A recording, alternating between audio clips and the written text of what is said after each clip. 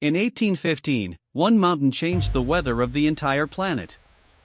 Tambora produced the largest explosive eruption ever recorded. A year later, crops failed continents away. Now imagine the same force entering a world of 8 billion people, global aviation, and food supply chains stretched across continents. The eruption would last for days. The real disaster could last for years. It starts small. Beneath Tambora, on the Indonesian island of Sumbawa, the ground begins to tremble. Earthquakes too weak for most villagers to notice, but not for the instruments watching the volcano. Monitoring stations record rising volcanic tremor. Gas emissions change composition. The ground around the summit begins to deform, millimeter by millimeter. Small steam and ash explosions start venting from the crater. Officials raise the alert level. Roads leading toward the mountain are closed. The evacuation order goes out to the villages closest to the crater. Many families load what they can and leave immediately. Others hesitate. Livestock can't be moved quickly. Farms are the only income some of these families have ever known. Earlier alerts, in past years, ended with nothing happening. Shelters are already crowded. Leaving home is not a small decision. The Indonesian government moves soldiers, police, buses, and emergency supplies toward Sumbawa. Scientists cannot promise this will become another 1815. They also cannot promise it won't. Airlines start rerouting flights around the region.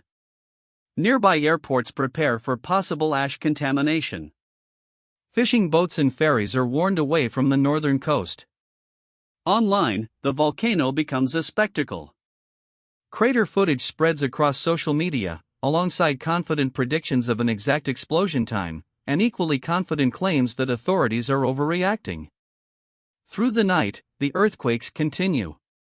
Animals grow restless. A light dusting of ash begins settling on rooftops in the nearest villages. Then, without warning, the monitoring instruments closest to the summit go silent. The warning does not tell them how large the eruption will be. It only tells them that the mountain has begun to move. The main eruption begins before dawn. A colossal explosion tears through the summit. The shock wave rolls across nearby communities, shattering windows kilometers away. Buildings shake. Within minutes, an eruption column punches upward through the atmosphere, climbing higher than a commercial jet ever flies. Lightning flickers inside the rising ash, its own electrical storm born from grinding rock and gas. Daylight disappears over Sumbawa. Ash and volcanic fragments begin falling across the island.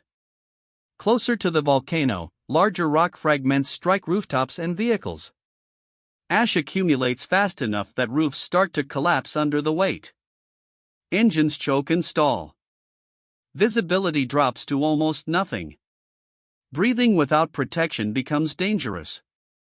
Emergency convoys, moving people toward safety, lose contact with each other in the darkness.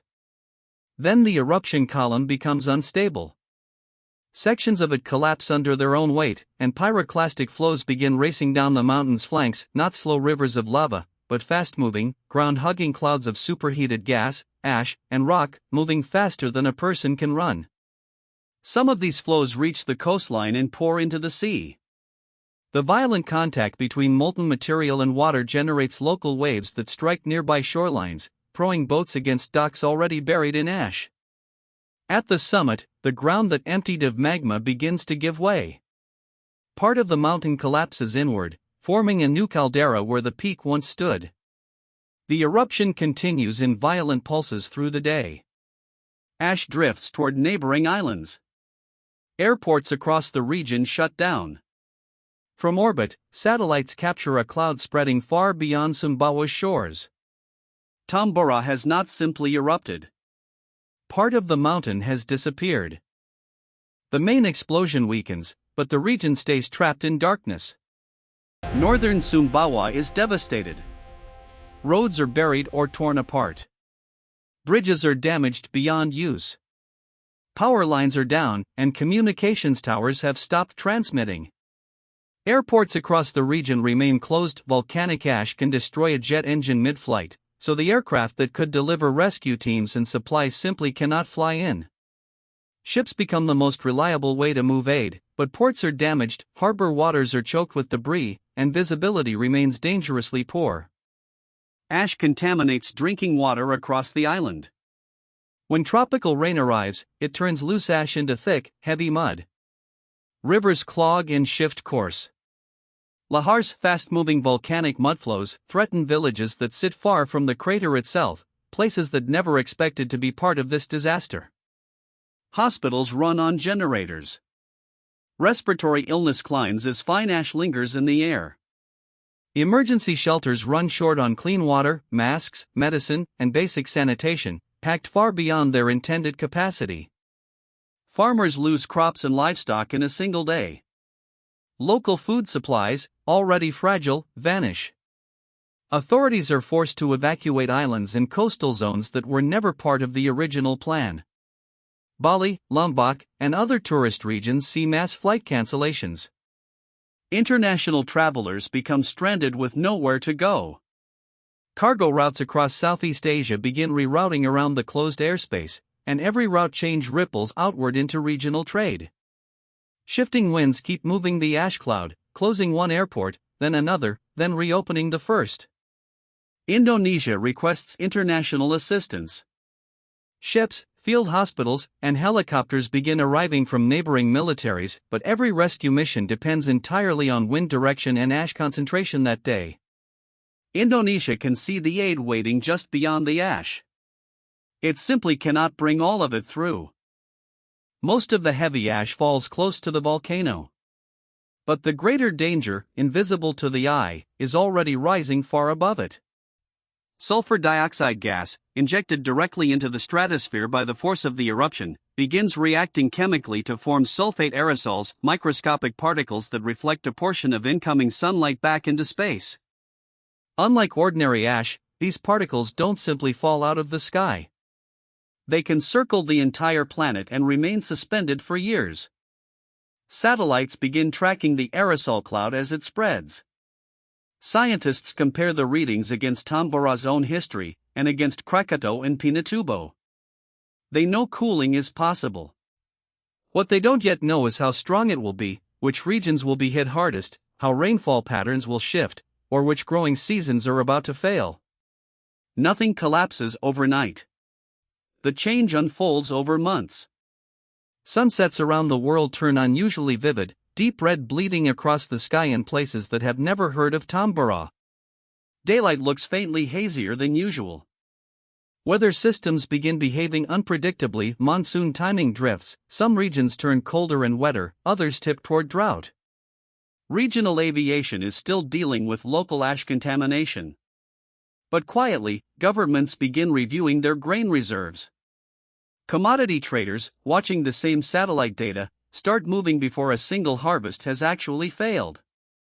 Wheat, corn, rice, and soybean prices begin climbing on exchanges thousands of miles from Indonesia.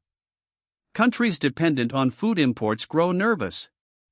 Major exporting nations start considering restrictions to protect their own populations first. The public admires the strange, beautiful sunsets. Scientists watch something else, sunlight being quietly turned away before it ever reaches the ground. The ash destroys what lies beneath the volcano. The sulfur reaches places that will never see the mountain. Months pass. The next northern summer arrives, and the weather doesn't behave the way it should. Across major farming regions, cold rain returns again and again. Late frosts damage plantings that should have been safe by that point in the season. Sunlight stays weak. Growing seasons shorten without warning, and harvests that were supposed to feed millions come in thin, or fail outright. Not every region freezes. Some areas, thousands of miles away, tip instead toward drought as global atmospheric circulation shifts in ways scientists are still mapping in real time. There is no single, uniform volcanic winter blanketing the Earth. The real danger is quieter and harder to see coming, several major farming regions underperforming in the same year, all at once. Grain production falls. Animal feed grows expensive. Meat and dairy prices climb in markets far from any volcano. Poorer countries feel it first and hardest. Governments scramble to buy grain internationally, only to find exporting nations tightening restrictions to protect their own populations. Import-dependent cities begin facing real shortages. Aid organizations can no longer afford to buy what they need at yesterday's prices. In wealthier nations, supermarket shelves stay stocked, but prices climb and certain products quietly disappear. In poorer regions, the crisis stops being about prices and becomes about hunger. Protests erupt where fuel and food costs were already unbearable. Online, false claims spread faster than facts that the sun is dying, that a new ice age has begun, that governments are hoarding food. Nations compete openly over the grain shipments still moving. Modern agriculture, global trade, and emergency reserves keep this from becoming 1816 everywhere at once. But the same interdependence that makes modern life resilient also spreads the shock faster than ever before. One failed harvest becomes a market panic. Several failed harvests become a geopolitical emergency. The volcano itself may already be silent again. Its aerosols remain far above the clouds. Its consequences remain in food prices, in migration, in unrest, in decisions made in rooms far from any ash. The eruption would belong to Indonesia. The year without summer would belong to the world.